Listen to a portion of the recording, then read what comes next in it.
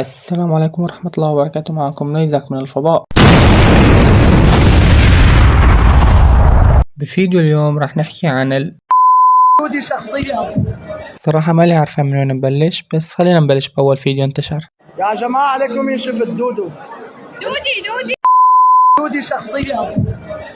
والله بالبداية وقت طلع وحكي هالحكي، أنا أول ما طلع لي الفيديو ما كنت متقبل إنه شخص يحكي لبنت هالكلمة، بس أما وقت شفت هذا الفيديو غيرت رأيي.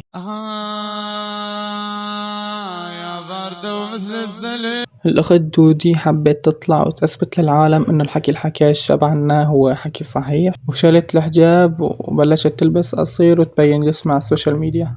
طيب هي فلتت وبس؟ لا، حبت ترجع تتوب. شوفوا هالفيديو. سأقبل خالقي من جديد. طيب تابت وخلص، صعب تحكي عليها يا نيزك. لا، شوفوا الفيديو اللي بعده. برد ومثل الزلي. طلعت في فيديو مستفز، هي لابسة الحجاب وعم ترقص وكاتبة يوم إلك ويوم لربك. مو هيك وبس، شوفوا مع مين عم تطلع جولات على التيك توك. طب انا حسكر اللايف، روحوا لعندها حسكر لك الهدف وبرجع بعمل ارجيله بفتح. الأخ الكريم بده يروح يسكر لها الهدف ويعمل أرجيلة ويجي. فهمنا أنك زلمة وبتأرجل وبدك تسكر لها الهدف، بغض النظر عن الملاحظات اللي عن هذا الشخص. خانوني. بغض النظر عن إنه يبارك على عمود وبالحق كل البنات وعليه كتير ملاحظات، بس خلينا بموضوعنا، ما نطلع من الموضوع. بدكم فيديو عنه، بنصور فيديو عنه. خلينا بموضوع دودي. بتسكري بتنامي دودي. ايش هالرومانسية يا شباب؟ عم يقولها بتسكري بتنامي، دودي هي عم تقول انه خلاص بسكر وبنام. يلا حسكر لك جايكي، روحوا لعندها يا اخي، روحوا دخيل قلبي. روحوا لعندها يا اخوان، يلا روحوا. ايش بتعملوا بالفيديو؟ روحوا لعندها بسرعة نسكر لها الهدف.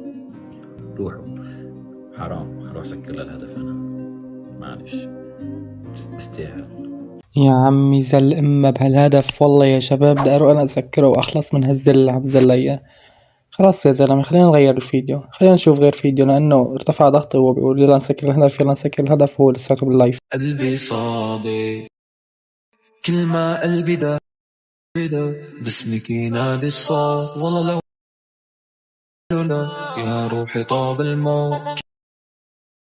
قلبي دق باسمك ينادي. اوكي يا شباب، على ما اتوقع هون اتجوزوا وخلفوا صبيان وبنات وخلصت الحكاية. عم يكبر الصبي يا دودي. اوكي يا شباب، اتوقع فتنا بمكان غلط. خلينا نرجع على الفيديو ونشوف ليش الشاب حكى له. شخصية. طلع الشاب وحكى هذا الحكي اللي بالفيديو. وعدتكم ببث مباشر أنا كرمال قصة هي دودي لأحكي لكم إياها. القصة وما فيها، كنت أنا بالحمدية مطرح ما بشتغل لحد الآن، فشفت دودي من بعيد، قلت له مرحبا مو حضرتك دودي؟ عم حاكتني هيك بلقامة ونشافة.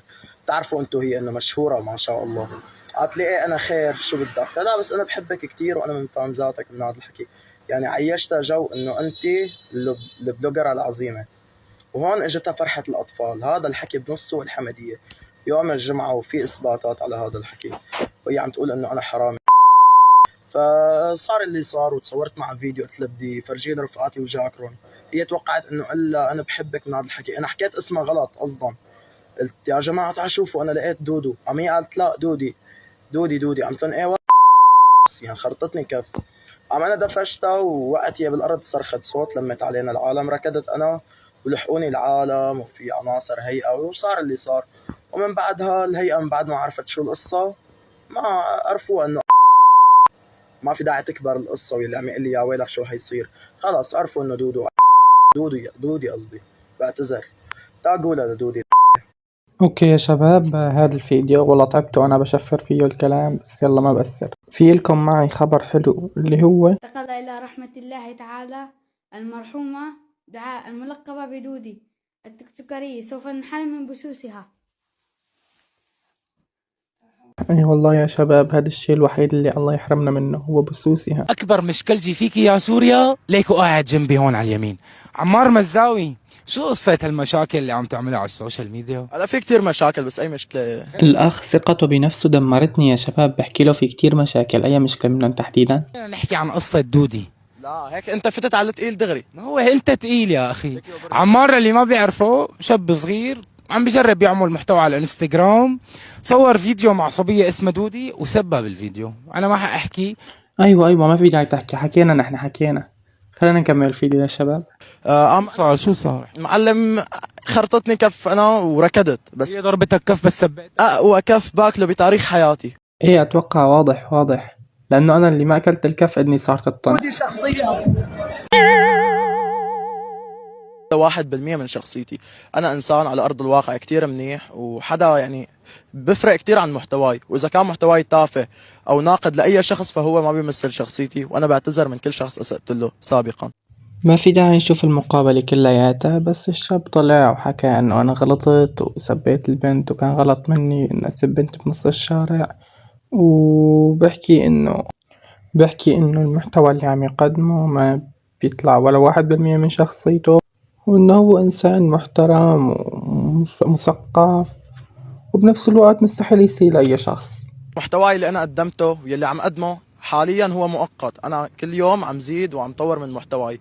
هلا للأسف أنا رح أعتذر من دودي، هذا إذا هي قبلت هذا الاعتذار، يعني كمان يمكن الناس ما تقبله، بس إذا هي قبلت الاعتذار أنا برجع بعتذر منها مرة تانية، لأنه أنا سأت لها وسأت لنفسي وسأت للعالم اللي عم تشوفني وبتحبني. اوكي يا شباب، الشاب اعتذر من الاشخاص اللي شافوا الفيديو، من اي شخص ممكن يشوف الفيديو، واعتذر من دودي وقال انه اذا بتقبل اعتذاره. بس القصة ما خلصت هون، القصة انه من يومين طالع هو وصاحبه وعم يتمسخر على شبيه الساروت. خلينا نشوف شو بحكي عن الموضوع. فيديو منزلينه انت ورفيقك متمسخرين على شبيه السارو. اخي انا ما تمسخرت ما تمسخرت عليه، تمسخرت انه هو صار بكل شغله انا شبيه الساروت وانا مقلد الساروت.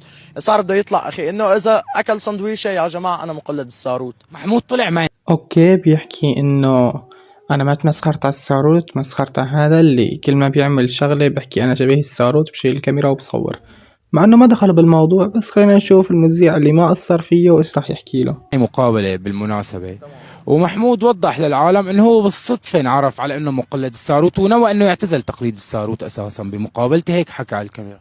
انا اعتذرت من العالم واعتذرت من محمود، بس انا وقتها انا حكيت هيك لانه هو صار باي شغله انا شبيه الساروت انا مقلد الساروت. يعني انت عم تستغل اسم ثوره، عم تستغل اسم رمز للثوره.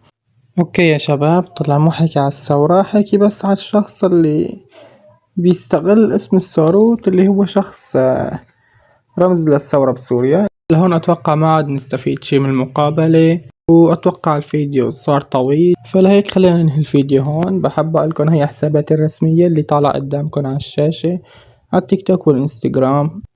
اذا في موضوع حابين نحكي عنه فمنشنوني على الفيديوهات من الحسابات اللي حطيت لكم اياها قدامكم، ولا تنسوا اللايك والاشتراك والصلاة على النبي، والسلام عليكم. دربنا درب طويل فشدوا الرحال، نحن رفعنا أخي راية الخير عاد. دربنا درب طويل فشدوا